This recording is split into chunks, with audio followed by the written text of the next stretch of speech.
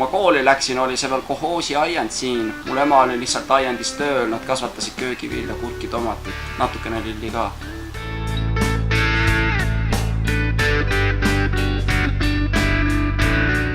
See oli mingi 90ndate algus, 89-90, siis see oli hästi raske aeg, siis kõik lagunes, vaja oli investeerida, raha ei olnud.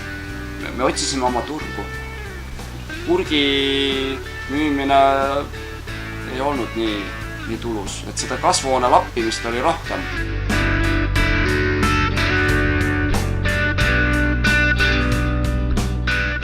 Ja siis tulidki lilled ja kuna see turuosa oli, seal oli alati, oli niisugune nišš olemas, kus ma nägin, et on nagu võimalik nagu edasi areneda. Ja siis sealt tulid lilled. Ja siis me otsustasime, et lähme lillede peale üle ja kõik.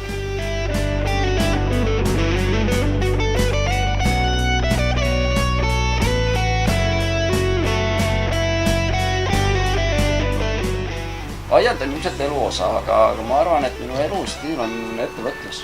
Unistustega on nii, et need kipuvad täituma.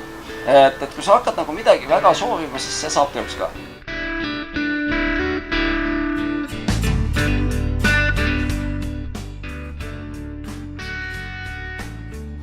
Seda sordivõtluskatset, ma olen neid, Euroopas on neid üsna mitmeid ja palju. Et ma käin neid ise ka Euroopas suvel vaatamas ja mul kogu aeg oli nagu tahtmine, et Eestis võiks ka selline asi olla, et miks meil ei ole. Ja siis üks moment, see on aastatega on see mõttetegevus niimoodi arenenud, üks moment ma mõtlesin, et ei, et kui meil ei ole, siis ma teen selle ise ära. Jällegi, et kui ei saa, siis saab. Kuna ma hakkasin seda sordivõrdluskatset nagu ajama ja otsima võimalusi, kuidas ma selle ära saan teha, siis biostimulantide katse tuli läbi Maaülikooli nagu ise minu juurde.